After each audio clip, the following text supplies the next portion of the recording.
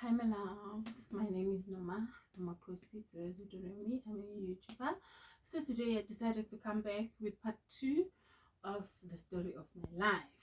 The death of my baby's father, witchcraft, sacrifice of my baby. Yeah. Please, please, please, please, please support me by subscribing, like, comment. If you don't know what to say, you can just leave that heart for me. It will make difference. There are bills that I need to be said, to be paid. As a single mother, there's a lot that I'm dealing with. There's a lot, even emotionally. Hence, I have decided to vent on YouTube, to start venting, because I'm tired of carrying this thing with me. It's been years, because this thing happened in 2021 June in Crystal Park Gauteng, right? Okay, last time when we spoke, we ended whereby the baby's father came from work and his brother was beaten on the road. It's Jenkins Road. It's our main road today where we were staying. The brother was beaten there, but he saw a group of people when he was passing by from work, coming home. And then he went to see what was happening there. And then when he got there, he was like, you guys are beating up my younger brother. What is happening? And then they started to explain to him that, you know what? We're beating up this guy because he's stealing a baby, want to kill a baby. Is he your brother? He said, yes, he's my biological, from same mother and same father. And he can't steal a baby.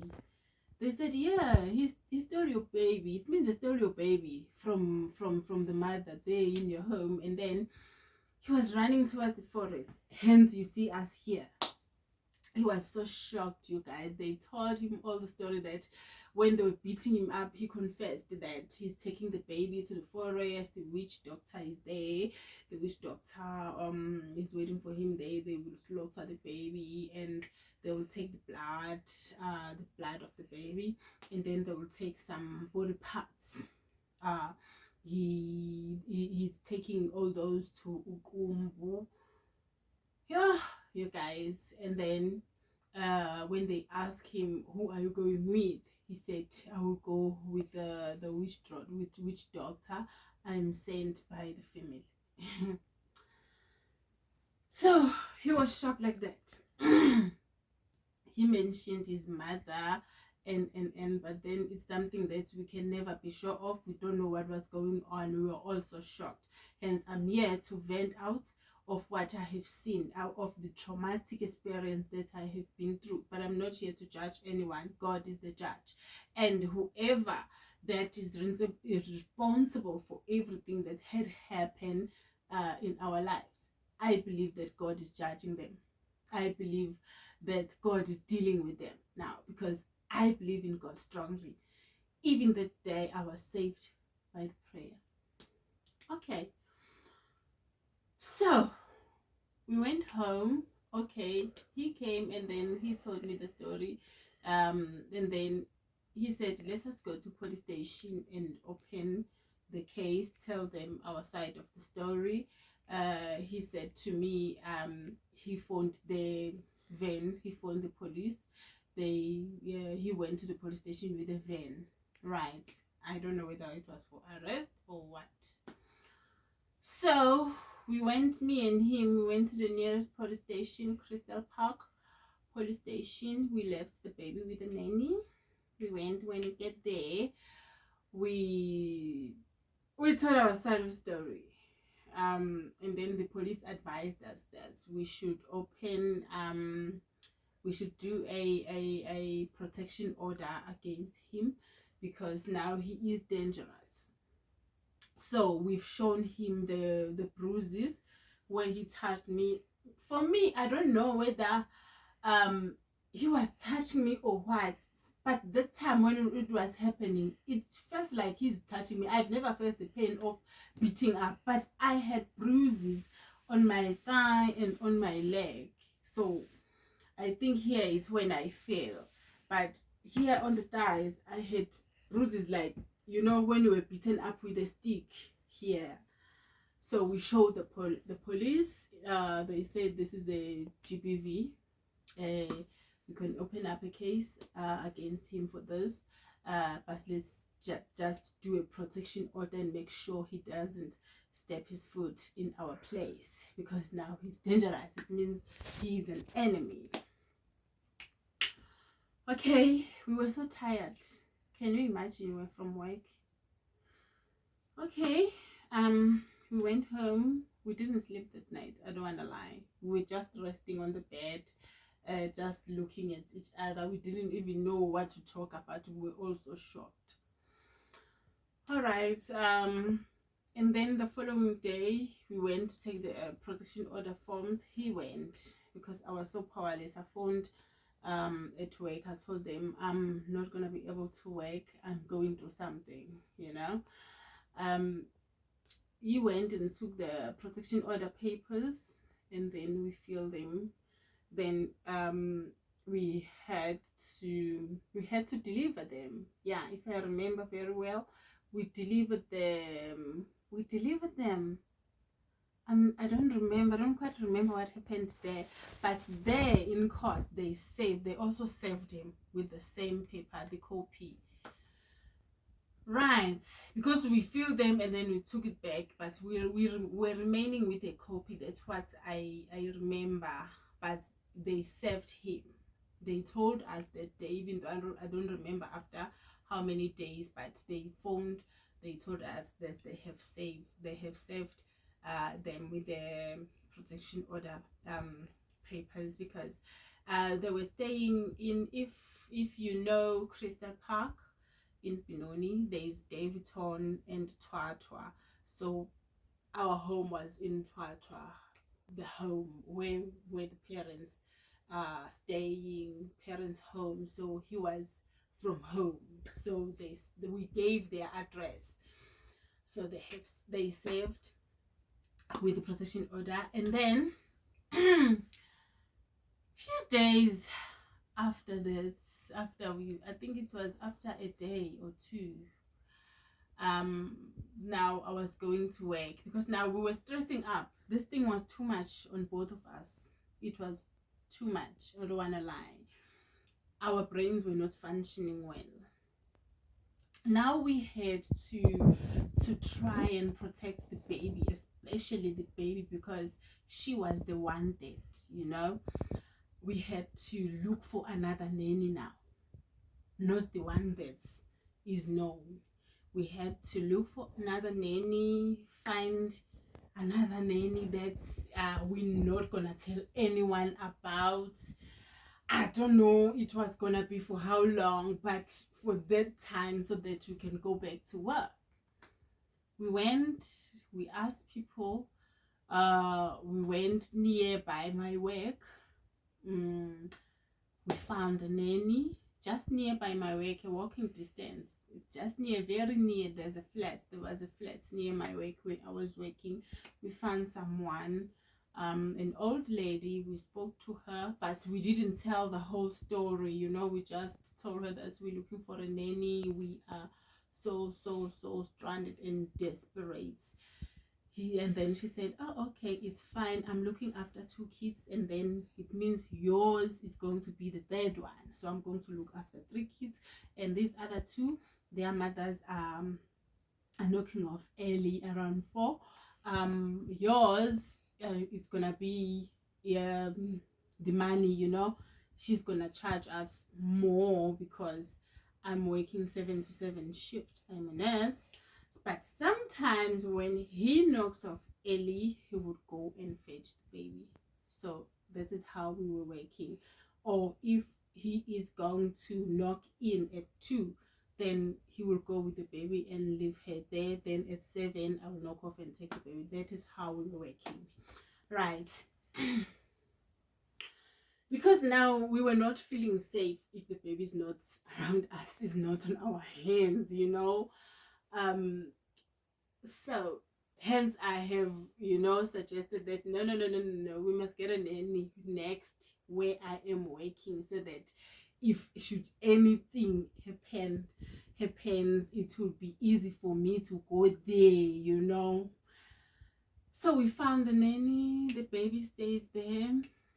Okay, and she was taking good care of our baby, same as the first nanny. You know, everything was going fine, right? Okay, now first day after finding this nanny, now first day when we're going back to work, I got into an accident with the baby. He was left at home right on Jackin Street, whereby this crime was beaten. This criminal was beaten. I got an accident there. We never got hurt, me and the baby, but the car was damaged, right? We had to call him. He was still preparing to go to work. He was still at home preparing to go to work. I phoned him. I said, yo, dude, you know what? I'm in an accident. He was like, yo, where's my baby? We were so traumatized, you guys. I said, she's here. She's fine. I think she's fine, but she's crying, but I think she's fine. And I was also crying. And then he ran.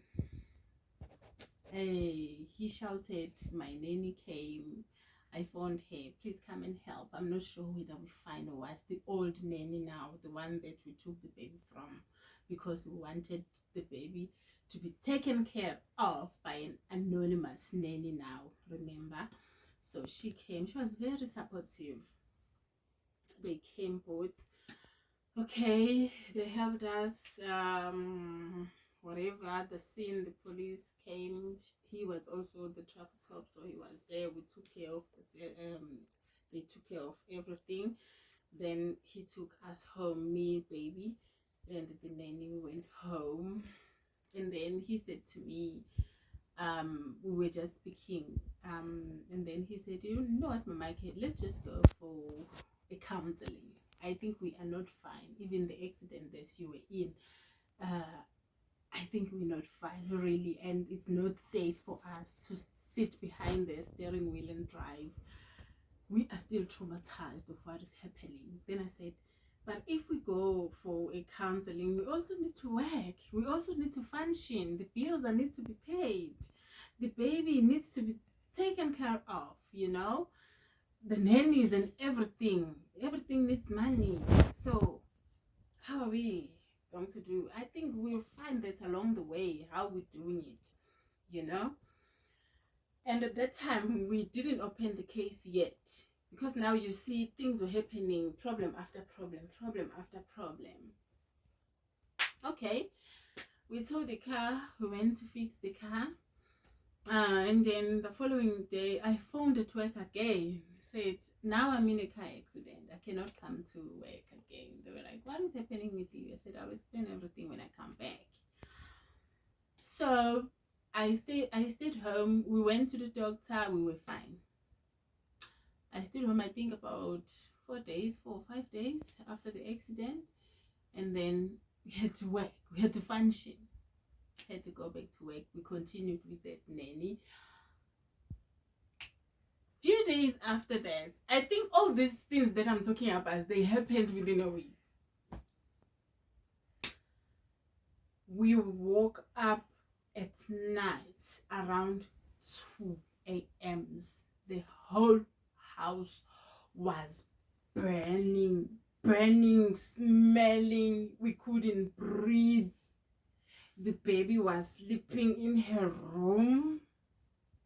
It was a 3-bedroom that we were occupying our home.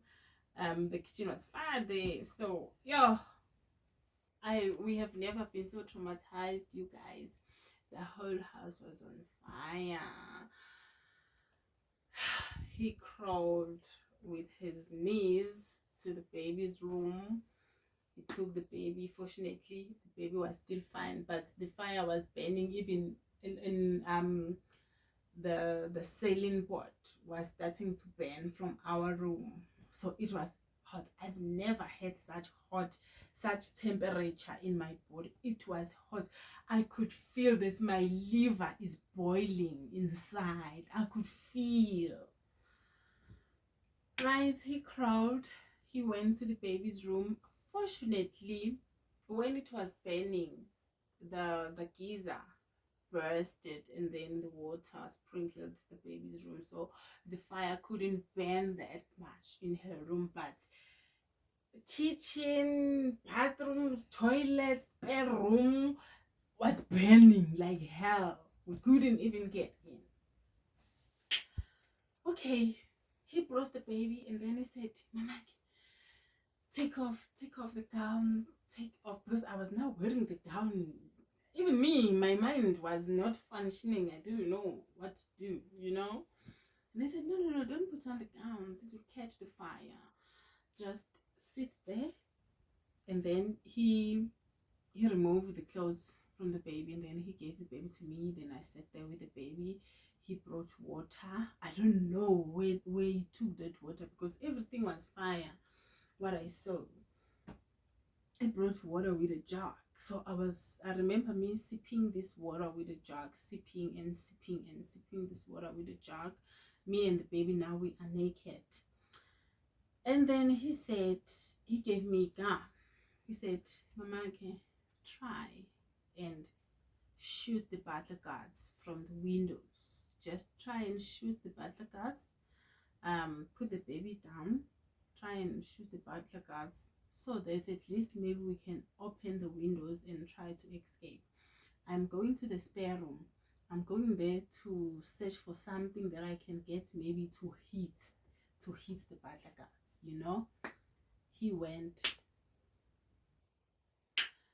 When I was aiming the battle guards, then I saw the community now jumping inside. Then I saw that, you know what, here I'm going to help people here. They were coming through my window, you know. They said, they knocked and open. I open a little bit, because now, you know, if the fire is burning inside, if you open wide, the fire is becoming, you know, you give the power, you actually giving the power to the fire, because remember, it's oxygen. Okay. And then the community was saying, how can we help? Where is Ntembeni? I said he went to the spare room to search for something so that we can break these batakas and try to escape. Then they said, oh, okay, they went to take this. There's this knife that can even cut the steel. I don't know what you call it in English. So they went to take that thing. They cut the batakas. And then they took the baby out first. And then I was big, you guys. I had baby fats because I was breastfeeding. They had to try and open more batakas so that they can take me out. He's still not here. He's still there. He's still there in the spare room. Now I'm worried about him. And then they cut, and then they hold me. Some of his friends got in so that they can pick me up and hold me out. Then they gave me water. They poured water off me. My neighbor, who is the nanny, she ran, because I was naked in front of people at night, 2 a.m. She ran and took the throw from her house. I don't know how to thank that lady. And then she wrapped me around with the throw, and then they had to take me and the baby outside. Then I was like, but where is Baba Ake? Where is the father of the baby? I was crying.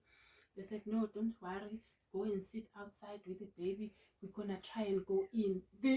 My room was already burning. So he was stuck from the visitors' room. He went out, me and the baby, they took us out. We stood there, and then they broke the windows of the cars, because now we didn't know where are the car keys. Everything was a mess. They pushed the cars out of our yard, because they said they're gonna catch more fire. So they pushed all the cars out. So you guys, let me just stop there for now. We are going to continue with part 3. Now I'm going to tell you part 3.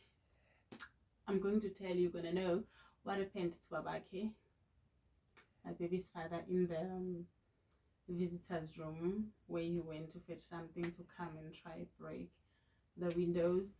you will know after this ambulance, hospital, and baby. Thanks, my love. Bye bye. I love you.